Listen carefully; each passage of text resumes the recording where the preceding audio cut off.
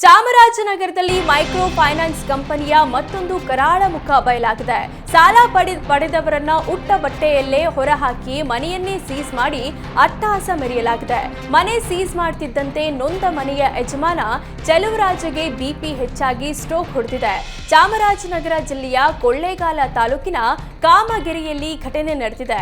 10 ಲಕ್ಷ ರೂಪಾಯಿ ಸಾಲ ತೆಗೆದುಕೊಂಡಿದ್ದ ಚೆಲುವರಾಜು ಕುಟುಂಬ 11 ಲಕ್ಷ ರೂಪಾಯಿ ಮರುಪಾವತಿ ಮಾಡಿತ್ತು. ಆದರೆ ಬಡ್ಡಿ ಸೇರಿ 14 ಲಕ್ಷ ಕಟ್ಟಬೇಕು ಅಂತ ಮನೆ ಸೀಸ್ ಮಾಡಿದ್ದಾಗಿ ಆರೋಪಿಸಲಾಗಿದೆ. ಘಟನೆ ನಡೆದು 1 ವರ್ಷವಾಗಿದ್ದು ತಡವಾಗಿ ಬೆಳಕಿಗೆ ಬಂದಿದೆ. 1 ವರ್ಷದಿಂದ ಚೆಲುವರಾಜು ಸ್ಟ್ರೋಕ್ ಸಮಸ್ಯೆಯಿಂದ ಬಳಲ್ತಿದ್ದಾರೆ.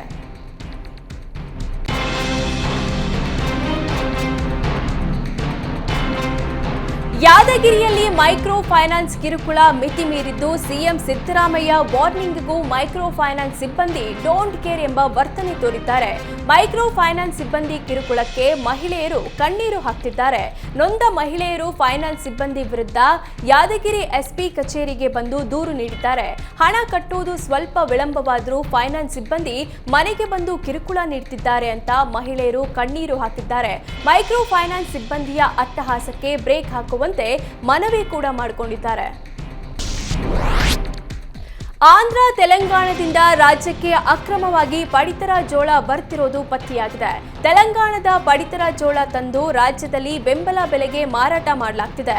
ಅಕ್ರಮ ಮಾರಾಟ ದಂಧೆ ನಡೆಸಿದ ವ್ಯಕ್ತಿಯ ಗೋದಾಮಿನ ಮೇಲೆ ಅಧಿಕಾರಿಗಳು ದಾಳಿ ನಡೆಸಿದ್ರು. ದಾಳಿ ವೇಳೆ ತೆಲಂಗಾಣದ ಪಡಿತರ ಜೋಳ ತುಂಬಿದ 300 ಚೀಲಗಳು ಪತ್ತೆಯಾಗಿವೆ. ರಾಯಚೂರು ಜಿಲ್ಲೆ ಸಿಂಧನೂರು ತಾಲೂಕಿನ ಅಮರಾಪುರ ಗ್ರಾಮದಲ್ಲಿ ಅಕ್ರಮ ಜೋಳದ ಚೀಲಗಳು ಪತ್ತೆಯಾಗಿದೆ. ಸಿಂಧನೂರು ತಹಸೀಲ್ದಾರ್ ಸೂಚನೆ ಮೇರೆಗೆ ಖಾಸಗಿ ಗೋದಾಮಿನ ಮೇಲೆ ದಾಳಿ ನಡೆಸಲಾಗಿತ್ತು. ಮರಿಗೌಡ ಎಂಬವರಿಗೆ ಸೇರಿದ ಗೋದಾಮಿನಲ್ಲಿ ಜೋಳ ಪತ್ತೆಯಾಗಿದೆ. ಜೋಳದ ಚೀಲದ ಮೇಲೆ state civil supply corporation limited Telangana ಅಂತ ನಮೂದಿಸಲಾಗಿತ್ತು. ಮಕ್ಕಳ ಮಾರಾಟ ಜಾಲ ಬೆಳಗಾವಿ ಜಿಲ್ಲೆಯನ್ನ ಬೆಚ್ಚಿ ಬೀಳಿಸಿದೆ. 2ನೇ ಮದುವೆ ಹೆಸರಿನಲ್ಲಿ ಮಕ್ಕಳ ಮಾರಾಟ ಜಾಲ ಆಕ್ಟಿವ್ ಆಗಿತ್ತು. ಬೆಳಗಾವಿಯಿಂದ ಮಹಾರಾಷ್ಟ್ರದ ರತ್ನಗಿರಿವರೆಗೂ ಮಗು ಮಾರಾಟ ಜಾಲ ವಿಸ್ತರಿಸಿದೆ. ಸದ್ಯ ಹುಕ್ಕೇರಿ ತಾಲೂಕಿನ ಸುಲ್ತಾನಪುರದಲ್ಲಿ 2ನೇ ಪ್ರಕರಣವನ್ನ ಪೊಲೀಸರು ಬಯಲು ಮಾಡಿದ್ದಾರೆ. 3.5 ಲಕ್ಷ ರೂಪಾಯಿ ಹಣಕ್ಕೆ 5 ವರ್ಷದ ಗಂಡು ಮಗು ಮಾರಾಟ ಮಾಡಿದ್ದ ಕೇಸ್ ಬೆಳಕಿಗೆ ಬಂದಿದೆ. ಮಗುವಿನ ತಾಯಿ ನೀಡಿದ ದೂರಿನ ಮೇರೆಗೆ ಕಾರ್ಯಾಚರಣೆ ನಡೆಸಿದ ಹುಕ್ಕೇರಿ ಪೊಲೀಸರು 3ರನ್ನ ಬಂಧಿಸಿದ್ದಾರೆ. ಸಂಗೀತ ಹಮ್ಮನವರ್, ಮೋಹನ್ ತಾವಡೆ, ಸಂಗೀತ ತಾವಡೆ ಬಂಧಿಸಿ ವಿಚಾರಣೆ ನಡೆಸುತ್ತಿದ್ದಾರೆ. ಹೃದಯಾಘಾತದಿಂದ ಎಸ್ಎಸ್ಎಲ್ಸಿ ವಿದ್ಯಾರ್ಥಿನಿ ಉಸಿರು ಚೆಲ್ಲಿದ ಘಟನೆ ಪಿರಿಯಾಪಟ್ಟಣ ತಾಲೂಕಿನ ಕೆಲ್ಲೂರು ಗ್ರಾಮದಲ್ಲಿ ನಡೆದಿದೆ. ನಾಗರಾಜ್ ಎಂಬವರ ಪುತ್ರಿ ದೀಪಿಕಾ ಮೃತಪಟ್ಟಿದ್ದಾಳೆ. ರಾವಂದೂರು ಕರ್ನಾಟಕ ಪಬ್ಲಿಕ್ ಶಾಲೆಯಲ್ಲಿ ದೀಪಿಕಾ ಎಸ್ಎಸ್ಎಲ್ಸಿ ವ್ಯಾಸಂಗ ಮಾಡ್ತಿದ್ಲು.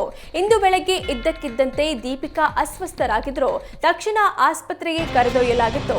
ಆದರೆ ಆಸ್ಪತ್ರೆಗೆ ಸಾಗುವ ಮಾರ್ಗ ಮಧ್ಯದಲ್ಲಿ ದೀಪಿಕಾ ಮೃತಪಟ್ಟಿದ್ದಾರೆ. 3 ದಿನಗಳ ಹಿಂದೆ ನಡೆದಿರುವ ಪ್ರಕರಣ ತಡವಾಗಿ ಬೆಳಕಿಗೆ ಬಂದಿದೆ.